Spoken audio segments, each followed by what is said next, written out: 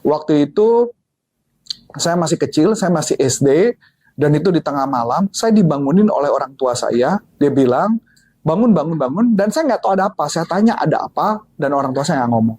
Dan orang tua saya cuma mengajak saya untuk keluar di depan rumah, dan betul persis di depan rumah saya ada kaca cermin yang sangat besar. Bukan kaca cermin, kaca jendela yang sangat besar. Pada saat di depan kaca jendela tersebut, saya cuma mendengar suara-suara kayak petasan. Saya nggak tahu itu suara apa. Pokoknya suaranya begitu ramai. Dar, dar, dar, dar, dan sebagainya. Dan kemudian barulah ngomong bahwa ada.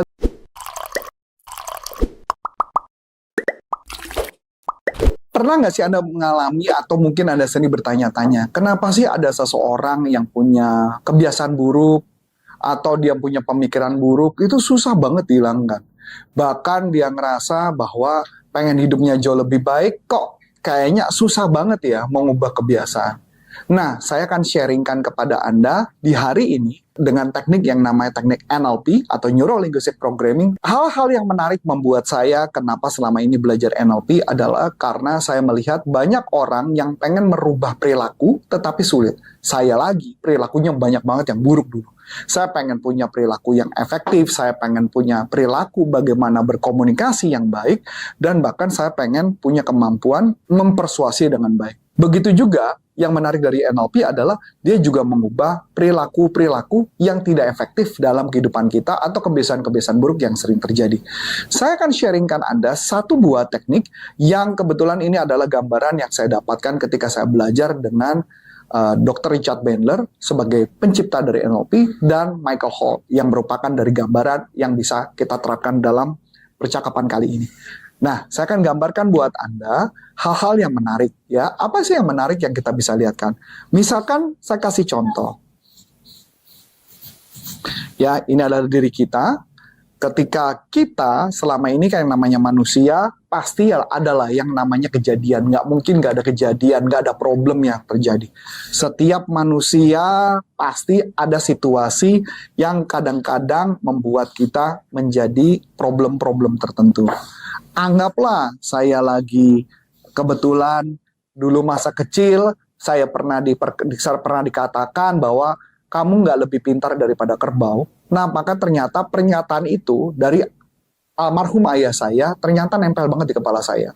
Jadi perkataan atau yang saya sebut namanya event itu benar-benar masuk di kepala saya, yang di kepala saya ketika dikatain itu awalnya ketika dikatakan pasti otomatis nggak enak. Nah, itulah yang bisa saya sebut yang namanya ada stimulus dan ada yang namanya respon. Ya. Stimulus adalah sebuah kejadian yang dimana saya sendiri ketika mendapat perkataan bahwa kamu nggak lebih pintar daripada kerbau, itu membuat saya sakit hati dan saya merasa down saat itu. Nah, itu yang disebut namanya stimulus dan respon.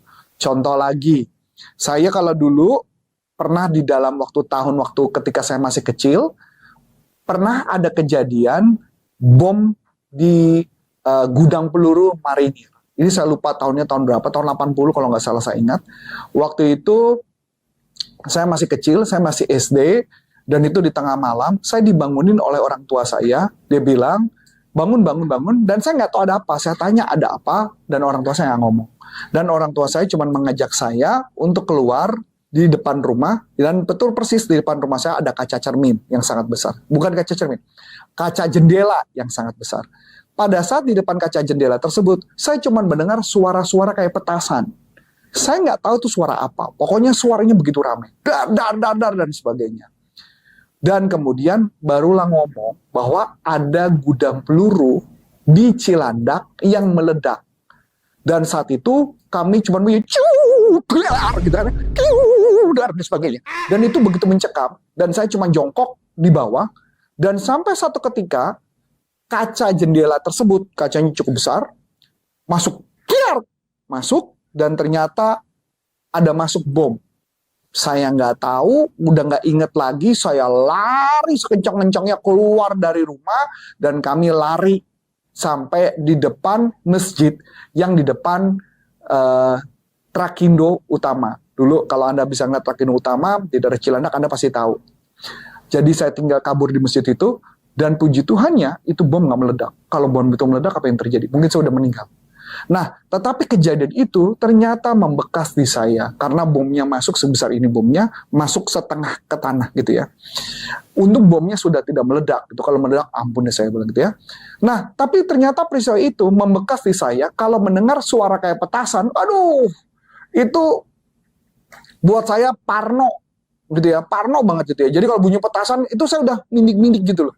Udah ketakutan gitu ya. Jadi kenapa? Karena ada stimulus dan respon di kepala saya yang membuat peristiwa itu terjadi lagi. Nah, peristiwa yang terjadi di dalam kepala saya itu yang kita sebut namanya movie mind, ya, atau film pikiran. Kalau di dalam NLP bisa disebut namanya submodality. Jadi ada gambaran, imajinasi di kepala, ada gambaran, ada suara, dan kemudian ada peristiwa macam-macam dan sebagainya. Jadi kalau mama dengar bunyi petasan, bunyi dar gitu ya, pasti muncul gambar di kepala saya. Ingat peristiwa bom tadi. Nah, ini yang disebut movie mind. Nah, yang menjadi masalah bukan hanya sekedar movie mind, bukan hanya gambar saja yang menakutkan di kepala saya.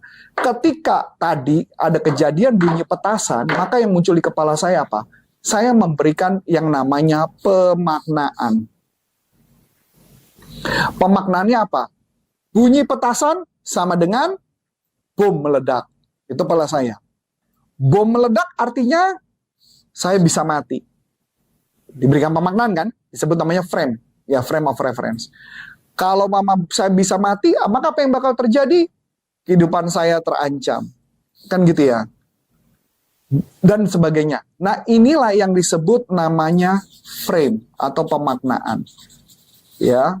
Nah, yang menjadi masalah ke manusia, setiap ketika ada masalah, manusia sering banget memberikan pemaknaan. Ini adalah pemaknaan yang contoh sederhana. Contoh lagi, yang sederhana ya, saya kasih gambaran. Saya misalkan ketika menjadi karyawan, saya diomelin oleh atasan saya. Pernah digebrak meja oleh atasan saya. Ketika ada kejadian itu, ada stimulus dari atasan saya gebrak meja, maka saya merespon negatif. Yaitu adalah saya ngerasa kesel sama atasan, mungkin saya benci banget sama atasan saya. Yang artinya, kalau mama ada situasi ketemu sama mukanya bos, maka muncul film adalah gebrakan meja. Itu yang muncul di kepala saya.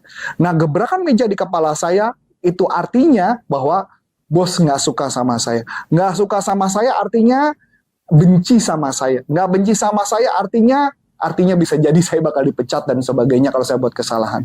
Itu yang disebut namanya frame. Jadi, ini yang menariknya dari NLP. Ketika berbicara mengenai NLP bisa menangani seluruh permasalahan ini dengan mudah. Yaitu apa yang harus kita lakukan? Yang kita bisa lakukan adalah kita mengubah bagian yang namanya movie mind dengan menggunakan teknik-teknik NLP untuk merubah pemikiran-pemikiran negatif. Caranya gimana? Gampang banget, sederhana banget. Karena in purpose on YouTube, jadi hanya saya kasih gambaran singkatnya. Jadi pada dasarnya, ketika ada kejadian, pasti muncul film kan di kepala. Nah, film yang muncul di kepala tersebut, apa yang harus Anda lakukan? Pasti saya yakin kalau begitu menakutkan gambarnya, pasti warnanya adalah berwarna. Kok tahu dari mana coach berwarna?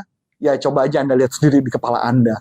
Ya, apalagi Anda habis nonton film setan yang nggak kabur-kabur di kepala, itu menunjukkan adalah movie mainnya lagi gila-gilaan. Tugas Anda adalah membuat gambarnya tersebut menjadi kecil. Gimana cara yang buat kecil? Gampang banget. Caranya adalah Anda bayangkan kalau itu gambarnya besar banget, Anda buat aja kecil sebesar handphone Nokia yang zaman dulu. Kecilin aja. Terus kemudian gambar tersebut dijauhkan sejauh-jauhnya. Ketika sudah dijauhkan, buat hitam putih, dan lama-lama nanti perasaan Anda akan jadi nyaman. Itu adalah cara yang paling simpel dan sangat sederhana yang bisa dilakukan NLP untuk mengubah kehidupan Anda. Begitu juga dengan frame. Frame ini hanya bisa diatasi dengan salah satu teknik yang disebut nama NLP adalah reframing. Yaitu kita memberikan pemaknaan. Saya kasih contoh tadi. Ketika Anda dikatakan oleh bos Anda bahwa Anda nggak mampu, Anda menganggap bahwa wah saya bakal dipecat, kita ganti pemaknaannya bukan dipecat, artinya bahwa diomelin oleh atasan karena bos sayang sama saya. Kenapa sayang sama saya? Karena dia pengen supaya saya menjadi seseorang. Saya menjadi hebat. Dan ketika berbicara mengenai reframing, kita bisa mengubah pemaknaan-pemaknaan yang terjadi di kepala kita. Maka otomatis kita akan menjadi nyaman. Tapi coach, kan ada situasi yang sudah di reframing, Anda nggak bisa ngilangin gitu aja. Betul, memang ada banyak teknik yang bisa kita lakukan, salah satunya dengan teknik anchoring untuk merubah dari setiap kebawarannya. Inilah yang menarik dari NLP, Neuro Linguistic Programming, untuk menangani problem-problem yang terjadi.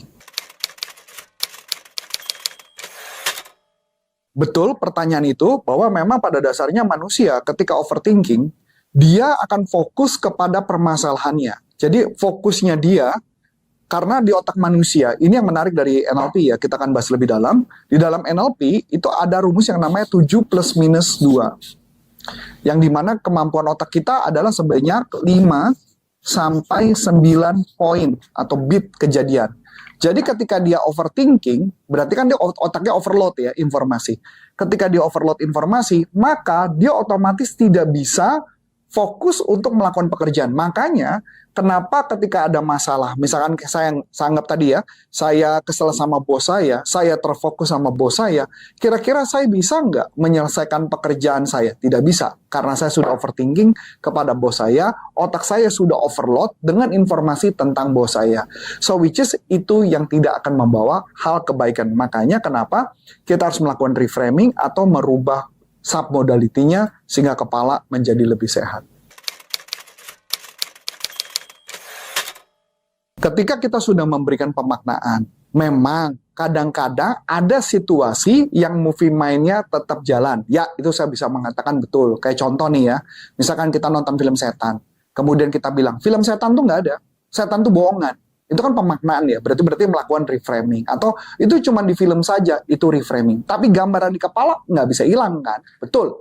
Makanya kenapa teknik yang harus dilakukan adalah kita harus menggunakan tadi, gambarannya harus dijauhkan, kemudian dikecilkan, dibuat hitam putih, kemudian dijauhkan, dan itu yang akan mengubah pemaknaan. Karena ketika berbicara NLP, kita tidak bisa hanya mengubah hanya frame-nya saja, tapi kita juga harus mengubah movie mind atau submodality di dalam kepala.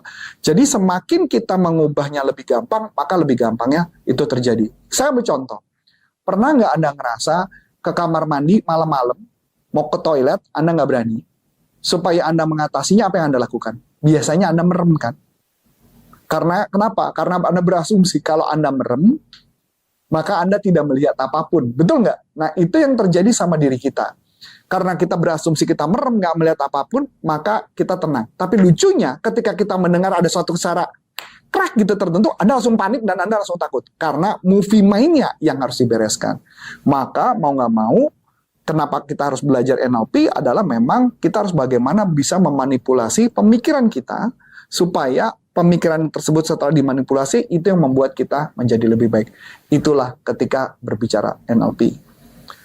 So, cukup dulu sampai sini. Semoga teknik-teknik yang di-sharingkan sangat berguna untuk Anda. Saya nggak tahu apakah Anda lebih suka dengan yang saya sharingkan. Kalau Anda suka, komen di bawah ini ya. So, akhir kata, saya Coach Anthonis Arif, NLP for Business dari www.nlpleadershipindonesia.com. Sampai jumpa. Bye-bye.